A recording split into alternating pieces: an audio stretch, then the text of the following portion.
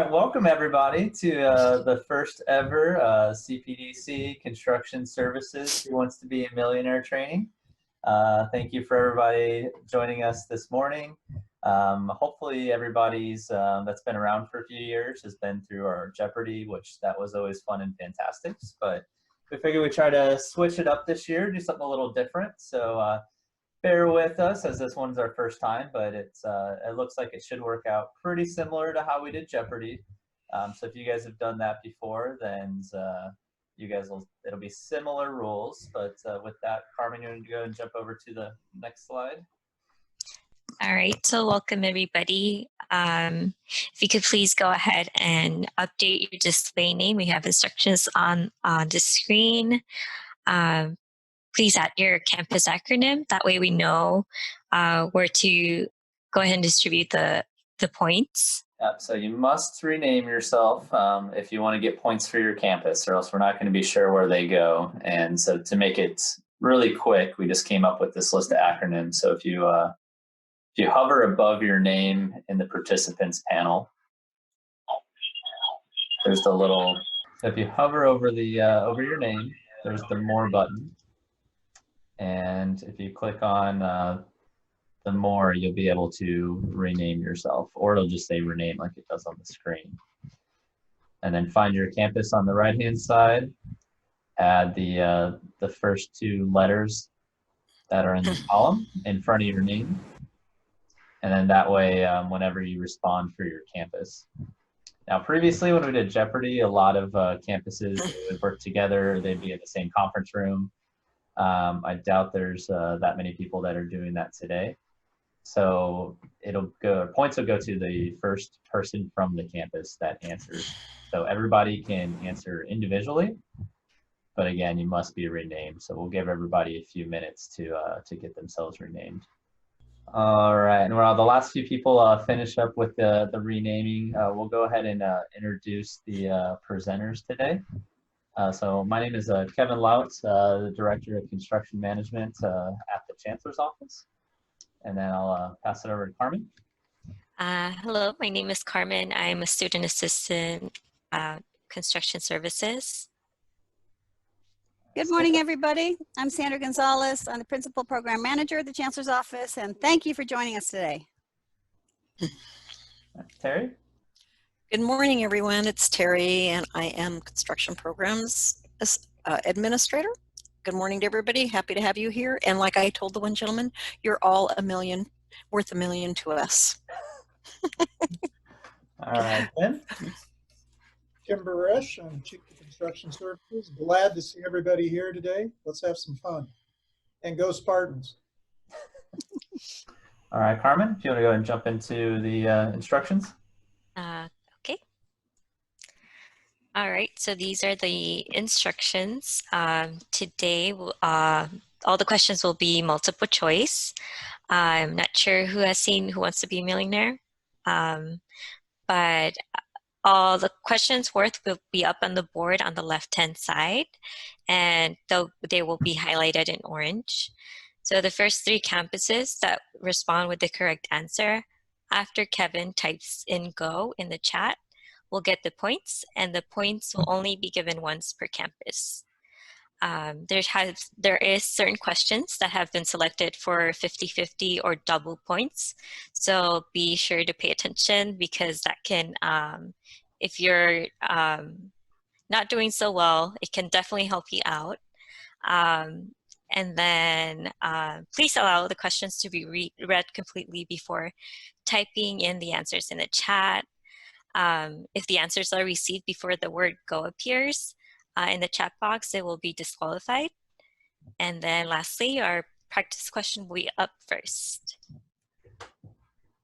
All right, and then let's reiterated. So I will be typing in go. So you will see capital G-O from myself in the chat box. And I didn't rename myself, so that's how mine will be differentiated from the campuses, because I won't have the acronyms in front. And I will be typing it in after we read all four of the questions. So sometimes it might be immediately after the last question, or it might be a few seconds, but just keep your eye on the go. I do want to give everybody a chance to kind of digest the answers and try to think about the right answer before just kind of guessing one just to be the fastest. So I'll probably give a few seconds after the last question's read before we type in go and let people jump in. So with that, we'll jump into the first practice question. So this one won't be worth any points, but bragging rights to anyone that gets it right. But we'll just go through this to practice on how to answer and then how the points will be given. All right, so here's how the screen will look like. And then the points are on the left-hand side on that board. Okay, so first practice question is,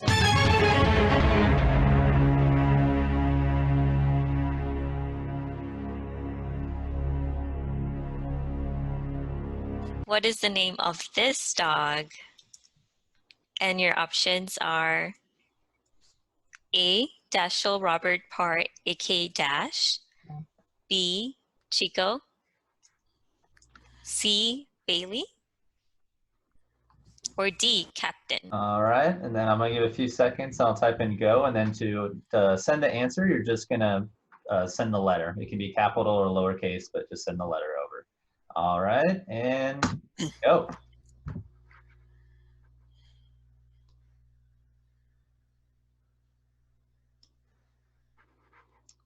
All right, Carmen, you want to show us the right answer? All right.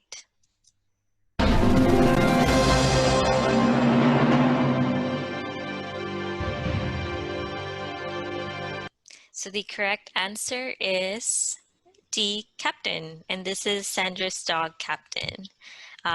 You unfortunately cannot take this dog home, but you can catch Captain sometimes over Zoom calls with Sandra. You'll see. So Sandra, what else? Which other pets are you gonna have running around in the background? Oh, I may have 2 dogs that look like Captain and a couple tortoises, but I'm going to keep them out of the Zoom call today. Yeah, and I like the story you had about your tortoises walking behind you and dragging all your computer cables. Yeah, they turn your laptop on. Everything comes off the desk. Yeah. All right, so if everybody's looking at the chat box, so the way I'm going to do the scoring is I'm going to go through the chat box, look at the first 3 campuses that got the right answer. So everybody try to make sure you're keeping me honest, but it looks like we've got Megan from the Chancellor's office, Leah, Sacramento, or no, yeah, Leah from Sacramento, and where's the next? D, looks like Marla from the Chancellor's office. So, well, and so each campus can only score once. So if there's more than one right answer per campus, we move on to the next campus. So let's see who we got after Marla. Any more D's? So it looks like we've got Marco. So if this was a scored question, I have a scoreboard, which I'll show you guys after the 500 question. I would be adding those points for those 3 campuses in the scoreboard. And then I'm going to do a running point total. So we don't have enough room on the screen to do a scoreboard for all the campuses kind of in real time. So every 2 or 3 questions, we'll switch screens, jump over to the scoreboard, and everybody can see how many points they have as well as what ranking they're in. So that's how we'll be doing points. But yeah, great job, everybody. All right, let's move to the first question. All right, so the first question. So there's $100 up on the board.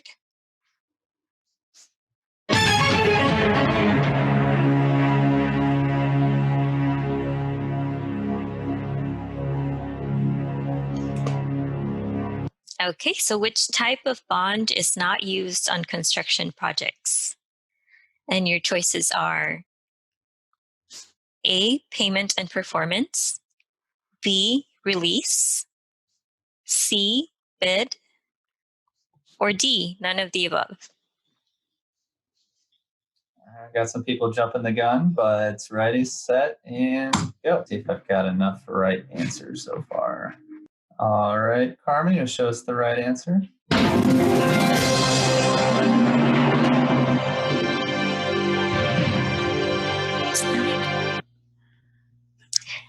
And the correct answer is D, none of the above.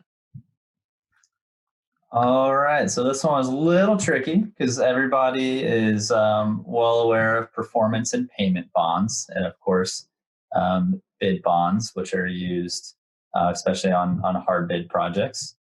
But the lesser known one is actually the release bond, and I might have to figure out how to freeze the markup since we had somebody writing on the screen. But basically, the release bond allows, or public entities are actually allowed to accept a release bond. So if you ever hear about a general contractor that needs to bond around a stop notice, basically that's what they mean. Because once a contractor issues a stop notice to the owner, then the owner has to retain and no longer pay the general contractor.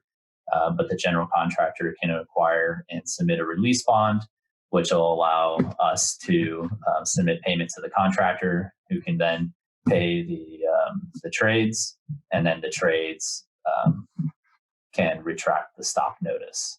So you won't see it come up that often, but it does occur and is part of the construction bonds. All right, and let's see who we've got points for this one. Looks like we've got Chico, Bridge, and looks like San Marcos.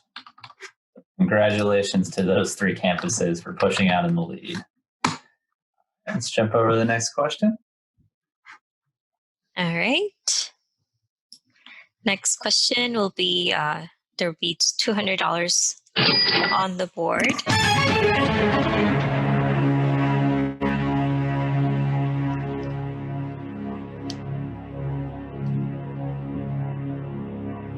On the new CPDC website, where's the best place to find step-by-step guidance on how to successfully complete most major projects? And your options are... And go. All right, let's go ahead and show the right answer.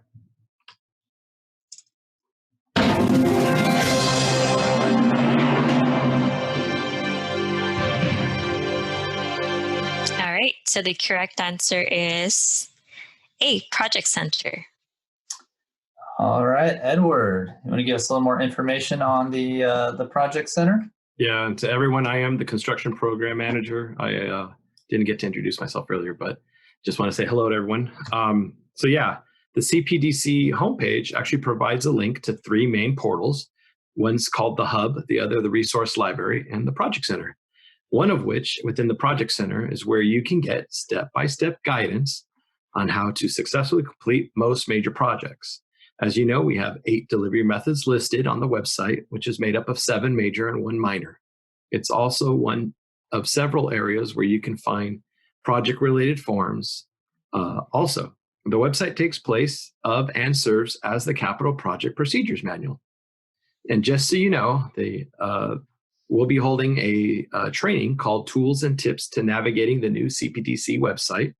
It'll be on Wednesday, September 30th from 1:30 to 3. It's a Zoom session, and you can find more information on the training at the Facilities Management Institute, the Capital Training Program page at CSYOU. All right, and for this one, I have, looks like LA, SLO, and the Chancellor's Office. Does that look correct? That is correct. All right, sounds good. All right, let's jump over to the next question. All right, so there's $300 on the board.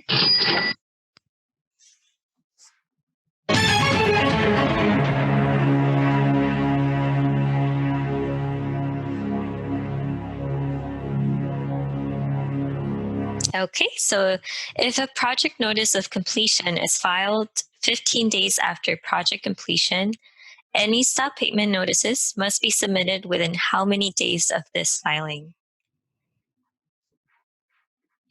Your options are A, 10 days, B, 30 days, C, 60 days, or D, 90 days. All right, and go. Evan, I don't know if you noticed, but I think San Jose was contesting the points from the last question. I'll scroll up and take another look at it. Or if somebody, anybody else want to double check me? I'll take a look.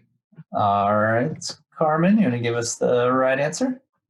All right. So the correct answer is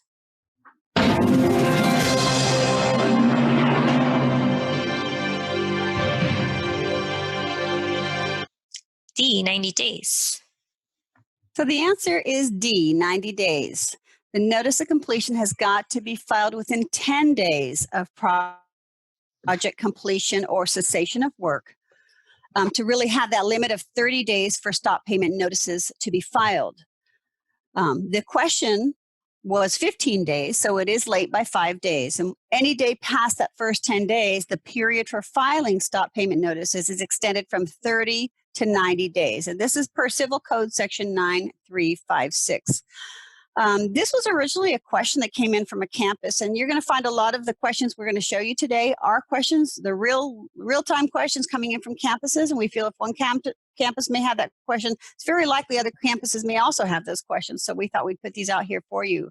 So just make sure that that notice of completion with the county recorder's office gets filed within 10 days so that the stop payment notice window is shorter and you are not exposed to potential claims or future stop payment notices. Absolutely. And to jump on that one as well, I don't know if I know I'm not the only one that's had this issue, but with COVID, a lot of the county recorder's offices are actually closed. So I know a handful of campuses have contacted their recorder's office. I think the direction from LA County and potentially a few other counties as well, their response was that we need to mail it in. So it behooves us to have some sort of tracking. So they recommended certified mail, but certified mail, FedEx, anything with tracking will be fine. And that way you know when it's delivered. But they said it would take them a week or so to actually be able to triage those and get them stamped out and recorded. And then they have a mail machine that they wait till they build them up and put them back in the mailing machine to get those sent back out. So it is kind of unique that experiences with that on how long it's taken to actually get receipt of the recording. So if you have that, go ahead and throw it in the chat box. But they let us know that would probably be at least a month. So as far as coordinating with the contractor and the subcontractors, it's good to use the mail date as kind of the informal notice of completion date, even though that's not going to be the legal date. But again, the legal date's going to be unknown until you get it back from the county recorder's office. So hopefully they've got their systems put together a little faster, and maybe they'll start having a window service or something a little quicker. So, and it looks like Sarab indicated about 15 days, so that's not too bad. All right, and with that, I'm going to go ahead and jump over to the scoreboard.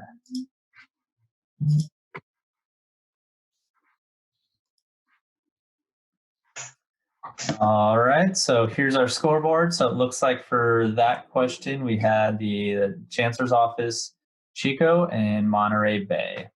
So as we go through questions, I'll be putting in the points into this board on this side over here, and they'll automatically be adding up over on the left. And then to give a better sense of kind of ranking, you'll see the colors change over here on the left. So it looks like we've got the Chancellor's Office in the lead with 500 points. Chico in second with 400 points, and then Monterey Bay in third. So all the points keep doubling up. So even if you don't have any points yet, it's really, really easy to jump in the lead. So just make sure you get quick on those questions. All right, Carmen, you can go ahead and take it back. All right, so we'll go into our next question. Okay, so $500 are up on the board.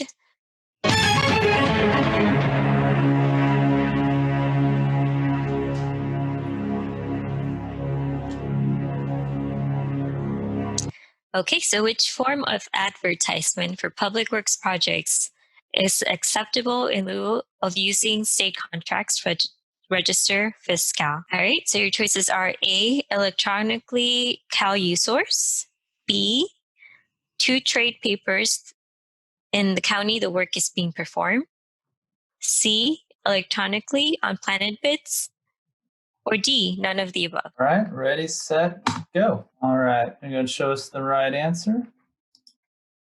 All right.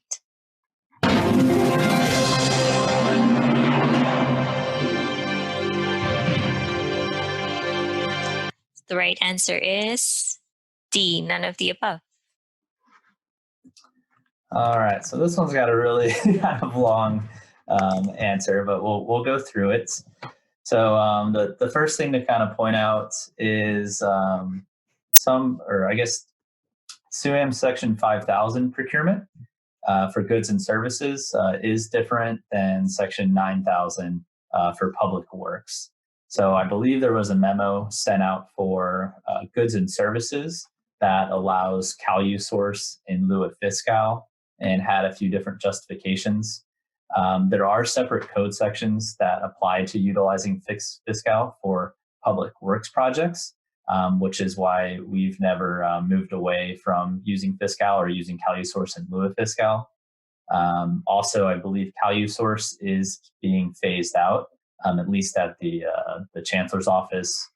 So I don't know how long that'll keep being used.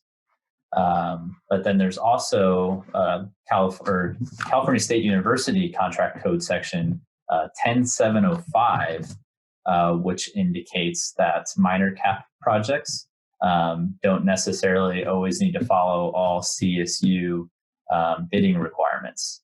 So even though that does waive the 14 days of advertisement that is within the 10700 series of CSU Public Contract Code, it doesn't actually waive any other code sections that are outside CSU Public Contract Code.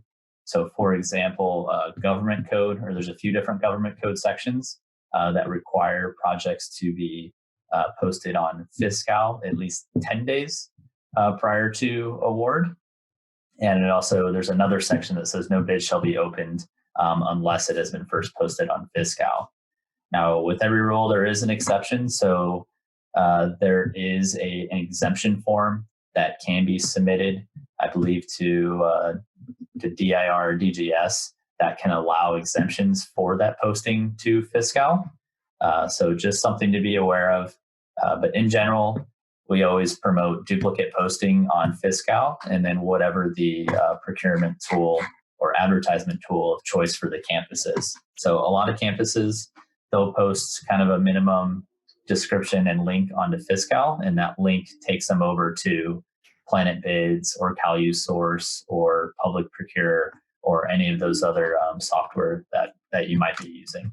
So just be careful with that just because it's a minor cap project doesn't necessarily waive it from being posted on Fiscal, but there are exemptions that can be submitted. And we're going to be working on a future training to be more specific on how we can ensure that we're less formally bidding our minor cap projects, but we're also meeting the other codes like government code. All right, so for correct answers on this one, I've got Sacramento, San Francisco, and SLO. All right, Carmen, take us to the next question. All right, so $1,000 are up on the board.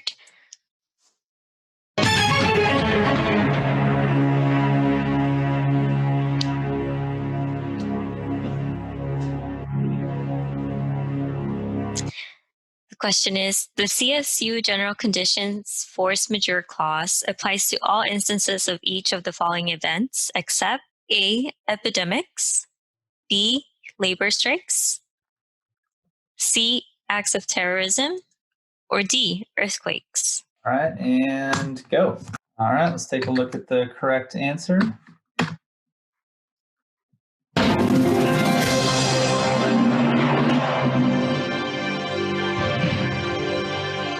All right, so the correct answer is D, earthquakes. Oh, the correct answer is D, earthquakes. This was a little bit of a tricky one. Per the Public Contract Code 7105, only earthquakes in excess of 3.5 magnitude are defined as acts of God, which is listed as a qualifying event in our force majeure clause.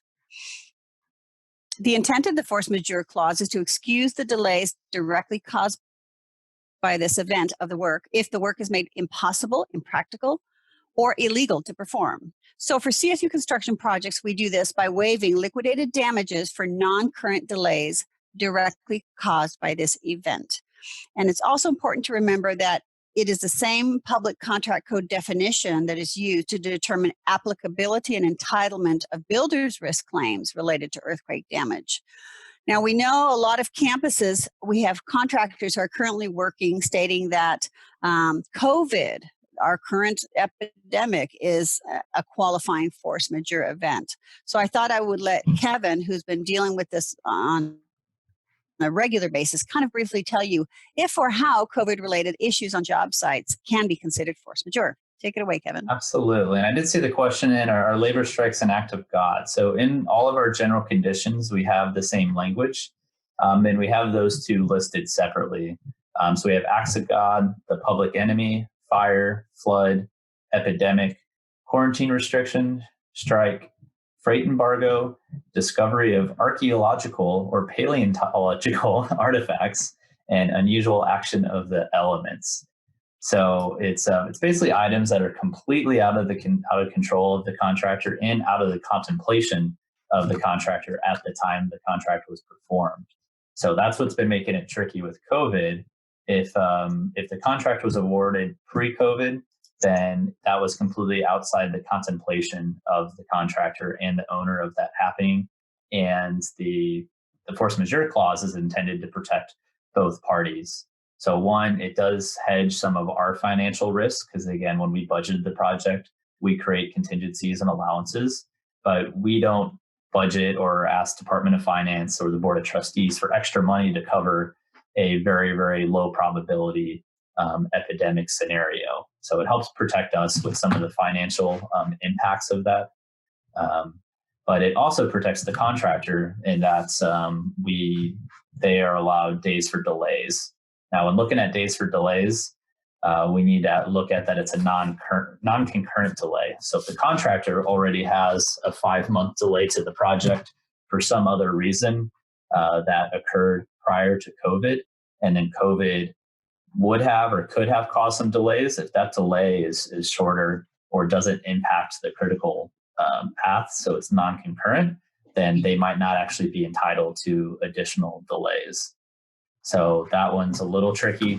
And then for any projects that are awarded after COVID, the force majeure isn't necessarily fully applicable because it is within the contemplation of the parties. And it makes sense for us to try to work with the contractor or within our bid documents to allow some of that pricing. Now, if we put all the risk on the contractor and say, hey, we know COVID exists, but we're not going to pay you anything no matter what for it, they're going to build in a lot of fluff to their contract. But if we build in some allowances that allow us to track some actual costs for events and have control over those expenditures and maybe some incentives for controlling those expenditures, it removes the contingencies out of the contractor bid because it lowers their risk and still allows it to be covered. So a little tricky. A bunch of campuses have been dealing with that. But again, reach out to our office if you're struggling with getting bids that are within budget or negotiating with contractors that you've had contracts prior to COVID. And I see what does a strike fall under? So strike is one of the items that's within our force majeure clause, which is actually under contract time section of the general conditions. And it's a different numeric section for each delivery method. But yes, strikes or delays due to strikes can be waived. And the way that we waive days or allowed days is we basically waive liquidated damages for those days that we agree on were delays caused by the. All right, so for that question, I've got Chancellor's Office, Chico, and San Francisco. All right, let's jump over to the next question. All right, so for $2,000.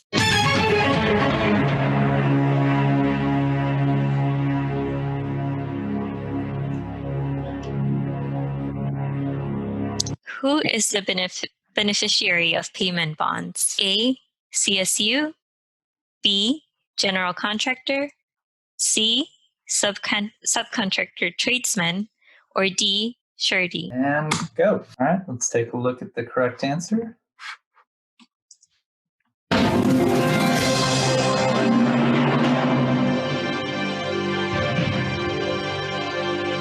All right, so the correct answer is C, subcontractor tradesman. All right, so everybody knows that they need 100% performance and payment bonds, but everyone might not be fully aware of what those are there for. So the payment bonds, just like they sound, ensure payments to the actual tradesmen. So private projects usually have mechanics liens rights that they can issue a lien against some of the property, but since you can't lien public property, then they use the stop notices to do that. So the payment bonds actually ensure that the actual trades and tradesmen are being paid. Now, this is in the performance bond, CSU is the beneficiary. So if you've had projects that haven't been able to get completed, or the contractor walks off before it's done, or just has major issues, you'll commonly, or you might see or have to notify the bonding company for the performance bond, in which case the bonding company will step in and potentially hire another general contractor or act as the developer to make sure that the project gets completed. So never fun, but yes, interesting to find that the payment bond isn't really necessarily there for our benefit, but it's required to ensure that the people doing the work are being paid. $4,000 are up on the board.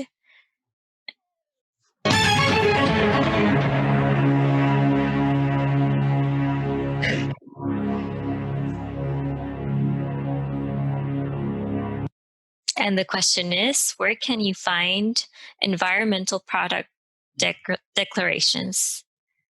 And your options are A, SES Global Services Green Products Guide, B, Sustainable Mines Transparency Catalog, C, UL Spot Database and Embodied Carbon in Construction Calculator, or D, all of the above.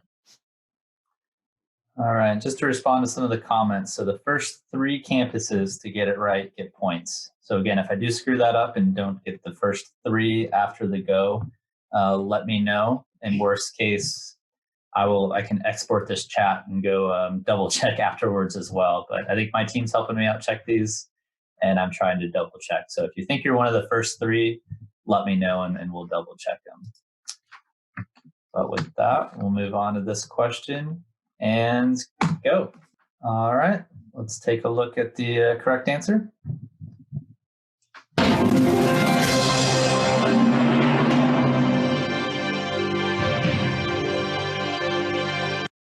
All right, so the correct answer is D, all of the above. Welcome to the world of AB 262. This is rapidly expanding. There are a number of entities out there that are getting into the environmental certification process. We're neutral to those.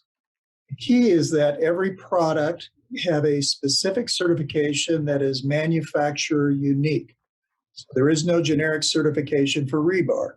It has to do with each individual manufacturer, and taking rebar, it may be different whether they're using recycled steel or using raw iron.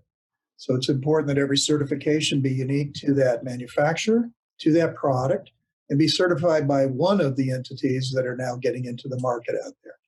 And again, I refer everybody, go back to our AB 262 training. Even though the project is just starting, we want to be out in front of the rest of the curve and make sure that CSU is setting a good example in this area. Next.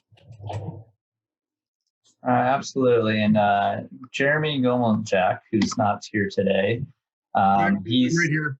I'm here. Oh, there he is. So he's leading up the program. Anything else you want to add on that? No, Tim pretty much nailed it right on the head. Really, if you do have any questions, you can email me, and I can help you. We just fielded a question from San Diego State this morning. And again, if you watch that webinar, it may change in the next couple of months as things develop with Department of General Services, but it's pretty dialed in, and you can actually find any of that information on these sites. Although we don't recognize just one, and we recommend you basically calculating per the webinar that we created. Absolutely. And in AB 262, the requirements are already in the general conditions. So I believe it was the summer 2018 or 2019 general conditions that they started? It's 2019. Okay. So yeah, if you guys did general conditions after 2019, you'll have the AB 262 requirements in there for the general contractor. And that way you can leverage that to have them work with you to collect those items. So for this question, I've got Monterey Bay, Sacramento, and SLO. And then Jeremy, do you want to drop the link to that training in the chat box for everybody? I definitely will. And we actually had a bit of a competition to see who entered their data first, and it was actually San Diego State. So congratulations to San Diego for entering their information first into MetaBIM. So I'll drop that link in the chat here. All right, and then Edward, if you can double check on the 2000 question. See, Tanya from Sacramento is issuing a protest, but we'll take a look because I definitely could have messed it up. Yeah, because I had SLO, CO, and CI. And that's what I thought too. So if someone wants to double check.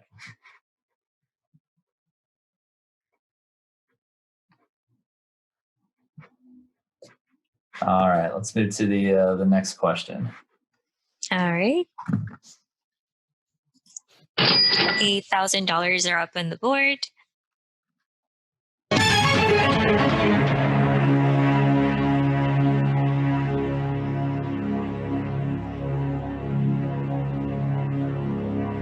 Okay, so which of the following statements are false? A, minor capital outlay projects and JOC projects are not included in the BRIP program. However, they may be enrolled if campus determines it is in the best interest of the project. B, major capital outlay projects bid as major, but awarded at a value below the threshold for minor capital projects are contractually required to be enrolled in the BRIP program. C, all TOCA projects are not required to enroll in BRIP. Or D, NOAA built the ARC in a 100-year flood zone. All right, I'll give everybody another minute to read the first two questions. All right, and go. All right, let's take a look at the correct answer.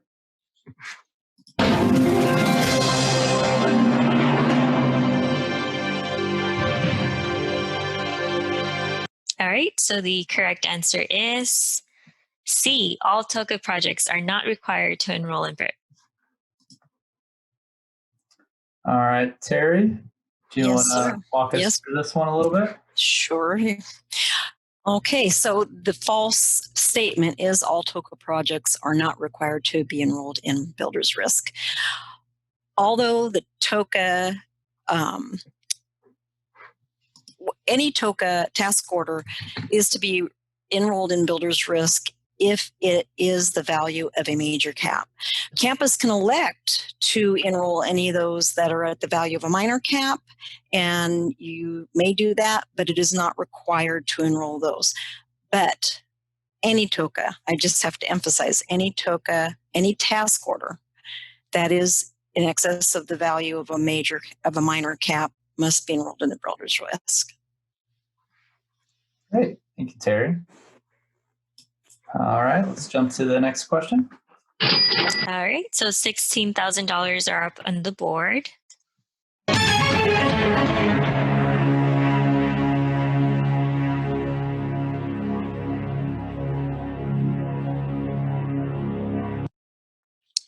Which of the following should the campus provide CPDC's pre-qualification team?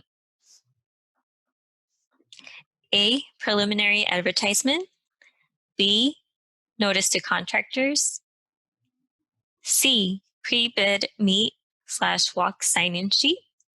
Or D, all of the above. And go. All right, looks like people are getting quicker in the first three. So let's take a look at the right answer. All right.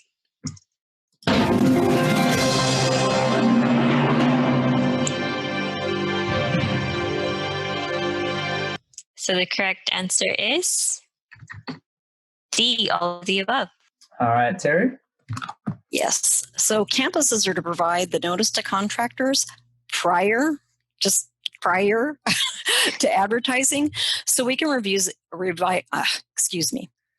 it for content. It's specifically pertaining to the direction for pre-qualification, so we can verify that the links are correct, as well as the days. A lot of people miss that, the 10 business days is when the pre-qualification application is to be submitted, no later than 10 business days prior to the bid date. So we just review that for context. So it's really important that you get that to us prior to the advertising. As well, we do like to see the sign-in sheet. It's very useful for us. So when a contractor does submit for pre-qualification, if they don't specify their bidding interest, we're unaware of if they're bidding your project. We have no way of knowing that unless they inform us. So the sign-in sheet will give us a heads up, and we will know to prioritize their applications accordingly. In the end, to finish that up, we would like the bid abstract. This way, if a contractor who has submitted a bid has exceeded their pre-qualification rating, the amount which they're allowed to bid, we can let you know that their bid would not be valid. So even though they may have the appropriate bidding rating, appropriate pre-qual rating to bid your project, they may have aggregate contracts ongoing that would deplete some of their bidding ability. So we do like to see the bid abstract so we know who's been awarded the project, and we can monitor that they have the appropriate rating. So with that said, that is all of the above. All right, thank you, Terry. Mhm. With that, I'm going to jump over to the... Okay, so $32,000 are up on the board.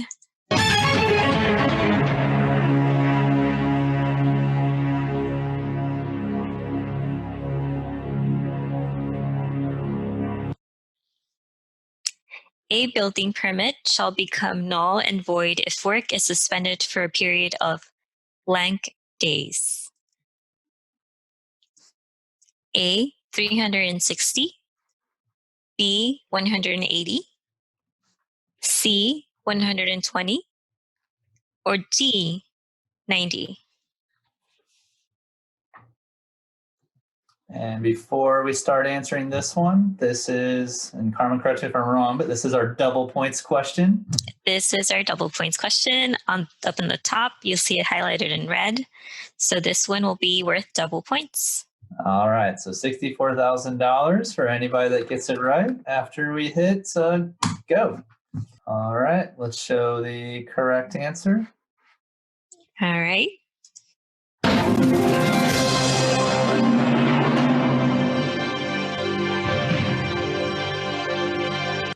The correct answer is B, 180 days. All right. So there are two instances in which a permit can become invalid. One is if the work is commenced within, The permit issued shall become invalid unless the work is commenced within 180 days after its issuance, or if the work is suspended or abandoned for 180 days after work commences. So that's directly from the 2016 California Building Code. And so in this case, going back to the question, it'll be null and void if work is suspended for a period of time. Would be 180 days, because in this case, we're talking about suspension of work. Just so you know, the building official is authorized to grant in writing one or more extensions of time for periods not more than 180 days each. So there is some saving grace there if you actually know your work is suspended for a bit. All right, thank you, Edward. And I guess one other thing I can mention here for suspended or abandoned. So during COVID, and we might have similar scenarios for the fires, for our builder's risk coverage to remain intact, we're not allowed to abandon a project. So we do need to ensure that even if we are suspending work on a project to keep our builder's risk coverage, we need to make sure that the site is completely locked up and secured, so it's not susceptible or easily susceptible to vandalism, and that somebody is checking up on the site just to ensure that there's no running water, or there's nobody that was able to break in or remove part of the barriers around the site. So it's still a good idea that even if projects do stop for COVID or fires or any other reason, there is still that the project's not completely abandoned. And there is a few requirements that they have. So if you guys have a project that's going to be shut down for an extended period of time, please reach out to us and we can get you in touch with Alliant to align expectations on what they're looking for. All right, and I am tracking, people's protests, and that way, if we do have close points at the end that are within those point ranges, we'll go back and do a points audit and make sure that at the end of the day we've got the right the right winner. So for that one, I have Monterey Bay, SLO, and San Marcos. And with that, we'll go to the next question. All right, so we have $64,000 up on the board.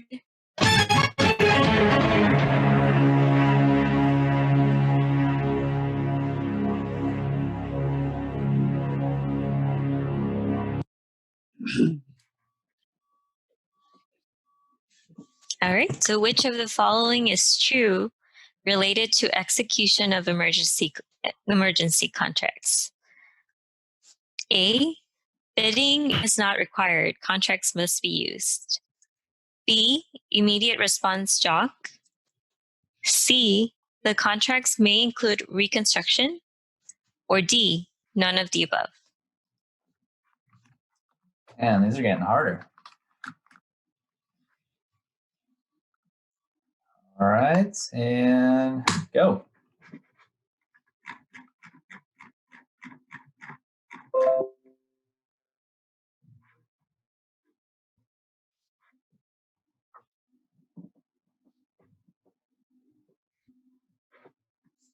All right, let's take a look at the correct answer.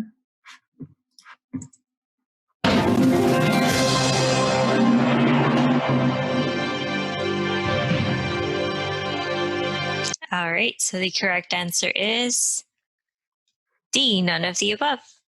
None of the above. Everything within the state public works contracting code and so forth, and SUAM, requires us to at least try to conduct some form of informal bidding. A fundamental premise of state law is the value of open public contracting and competition on that.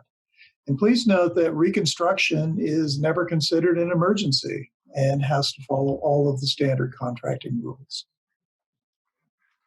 Yeah, so good practice for this one. So informal bidding could be contacting 3 people, and that way you're at least getting competitive numbers. But usually the quickest way to respond to these is using the emergency response JOC contracts, because those were competitively bid. And if you haven't read the general conditions in those contracts, they also require the contractors to respond within a certain time frame, depending on where your campus is located. So we do have some additional services that are included in the immediate response JOC contracts that you may not get utilizing other means. But it is informal, but they're still looking for that it's competitive in some way.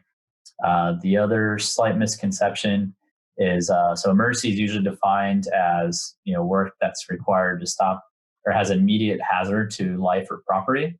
So it's usually to stop the bleeding. So that could be flooding or fire damage. And then once everything's properly remediated to where it's safe, I know it's the president, so I was going to say it's an emergency to get students back in the classroom. but that's when it's classified as reconstruction. And we do have the jock contracts can be used for reconstruction, in which case you don't have to go through a formal bidding process.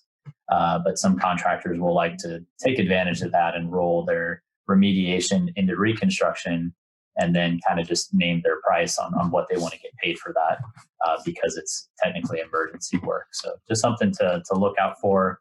And, please follow up with us if you have any other questions on that. And for that question, I've got LA, San Jose, and San Marcos. So congratulations. And let's jump to the next question. We got 3 more questions left. Okay, so for $125,000,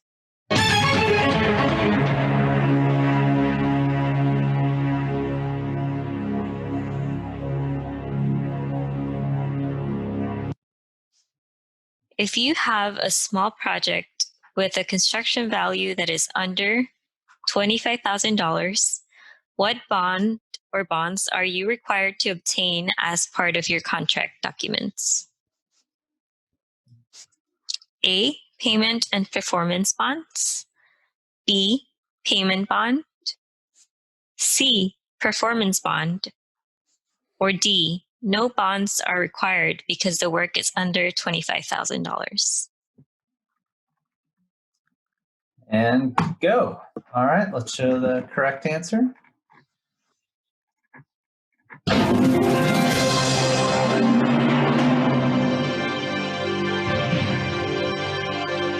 All right, so the correct answer is A, payment and performance bonds.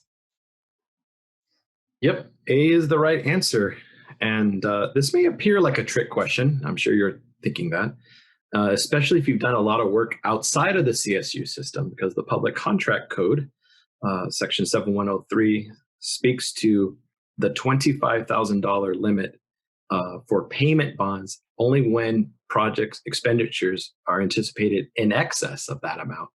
However, the SUAM section 9780.03 speaks to this issue and says that contract packages accompanying the award of contracts to include an agreement, certification, which is accompanied by the contractor's corporate resolution authorizing a person to sign the contract, the 100% payment bond, the 100% performance bond, subcontractor directory, and insurance instructions. Also, just a little side note, note that the bond forms utilized in CM at risk projects are not in the standard format. You could check the CPDC website under these procurement methods for the sample forms. $250,000 are up on the board.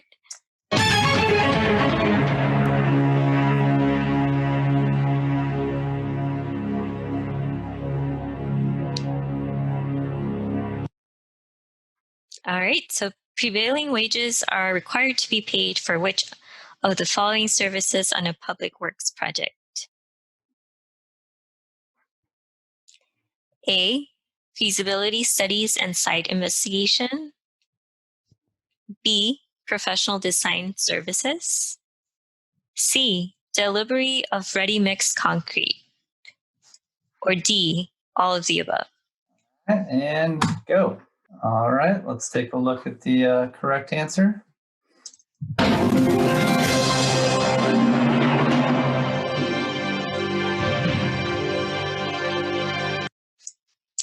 D, all of the above.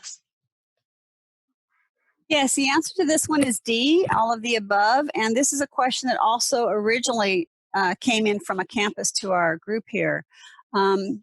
AB 1768 was effective January of 2020, so it is recent. And it updated the Labor Code 1720 to expand the definition of public works to include work conducted during site assessment or feasibility studies. It includes pre-construction. So this bill also specifies that pre-construction work is deemed part of a public work, regardless of whether any further construction work is conducted at all. So interestingly enough, Assembly Bill 2019, which was in 2015, it also clarified that ready-mix concrete truck drivers will be paid prevailing wage regardless of if they get out of the truck or not. So there's a fun fact for you all. Yes, and I will accept some asterisk protest on this one. So professional design services, those kind of depend. There are some exemptions for managerial, I guess, thought workers that are exempt. But professional design services, or a lot of our architects and geotechnical engineers, they do hire people that come out on site during pre-construction that would be covered, that might not necessarily have been covered previously. So there was some argument on this law when it was trying to get passed that it didn't really need to be passed because everyone was already covered because it's a public works project. But there was enough misconception that pre-construction, site investigation, and feasibility weren't necessarily public works because they could be performed without the project being performed. So the logic is that the project can't be performed without feasibility being performed. So it's part of public works. So at the moment, our contract language is still pretty clear that we need to, or our contractors need to comply with Labor Code 1720. And the code was updated. So our documents are still accurate in that they indicate that our contractors do need to comply with 1720. But we are seeing some of our engineering consultants and professional services consultants that are starting to ask us for a DIR registration number earlier than we would normally apply for one, because they decided that they wanted to be conservative, or they had some people that were performing work on site and registered with DIR and are reporting their certified payroll. So I agree with Northridge. I'm going to be looking into this one much, much further. And we are starting to look for some guidance from DIR on exactly where this moves the bar for delineation. But we put this question in here just as awareness, so that if you do have some service providers that are asking for DIR numbers, we might need to start registering our projects at conception rather than at NTP, where there's a lot of times about the range where we would do that. So be on the lookout for more information. We're going to be talking about this in our Law of Design and Construction training that's coming up next month. And we'll probably also have a section in the Advanced Law of Design and Construction training that follows once we're able to get a little more information and hopefully some clarity from DIR.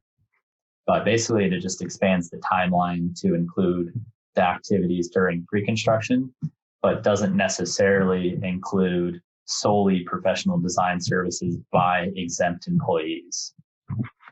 So hopefully I made that cloudy enough for everyone, but be on the lookout for more information. And if you get a chance, take a look at the bill language and some of the analysis as well, and that'll give you a better idea of the background. So for that question, I've got San Francisco, San Jose, and SLO. All right, let's jump to the $500,000 question.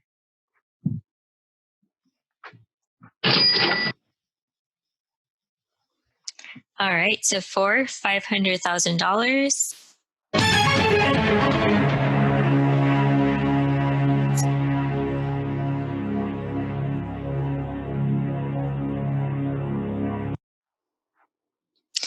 you must award a contract to the lowest responsible bidder, but there is a three-way tie between small business contractor, non-small business contractor, and a disabled veteran-owned small business contractor.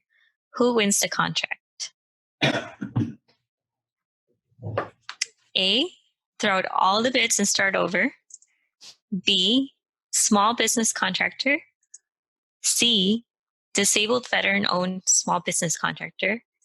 Or D, non-small business contractor. And I believe this question is a 50-50. So we're gonna, there's two options now. B, small business contractor, or C, disabled veteran-owned small business contractor? And go. All right, let's show the right answer.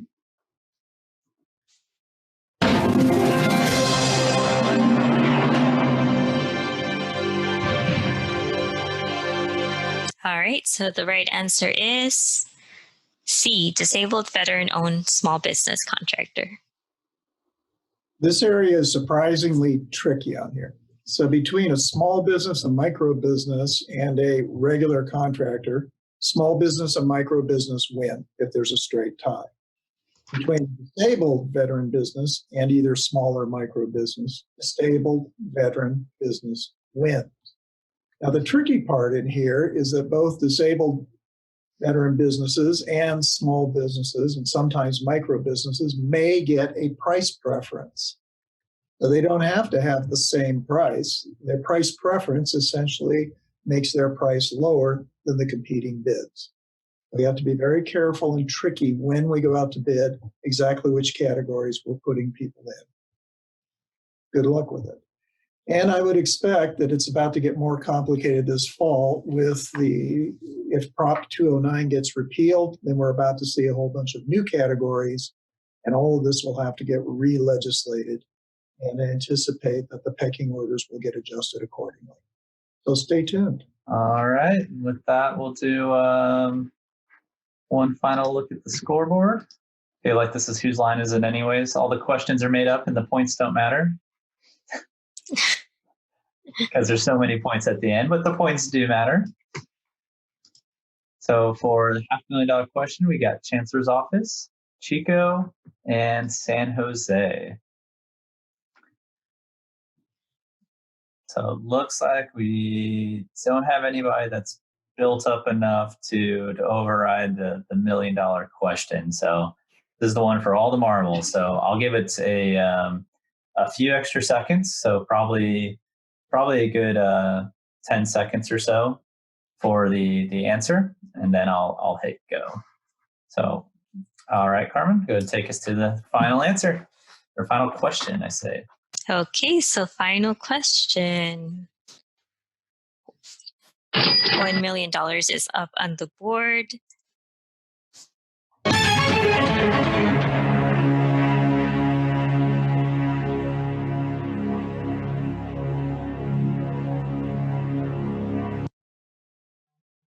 In which year did Executive Order number 672 provide delegation to campus to manage their own capital outlay programs from project inception through occupancy? A, 1984, B, 1991, C, 1997, or D, 2002?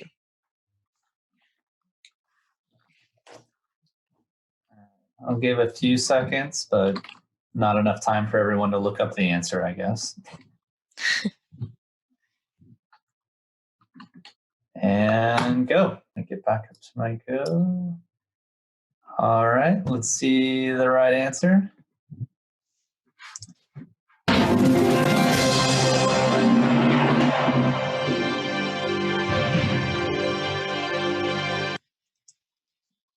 The right answer is C, 1997.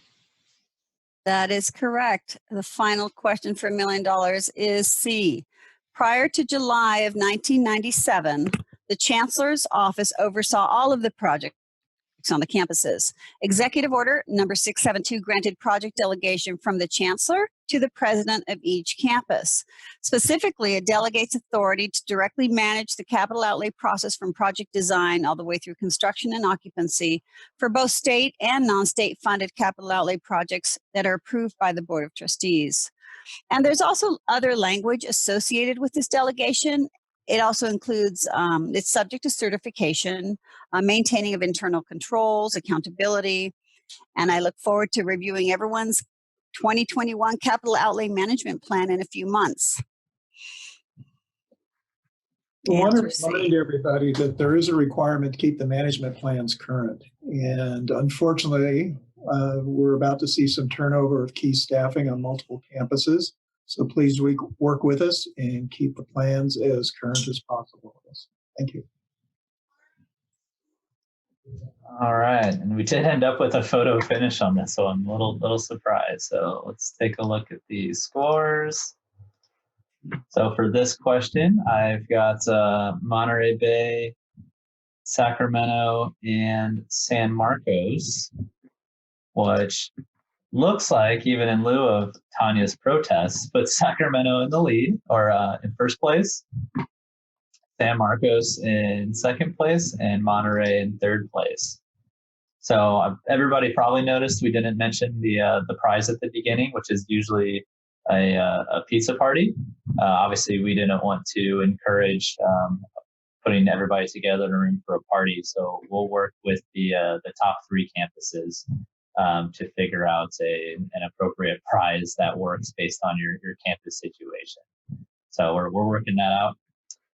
But we will contact somebody from each of those campuses, or if you want to have your lead person shoot us an email. So hope everybody enjoyed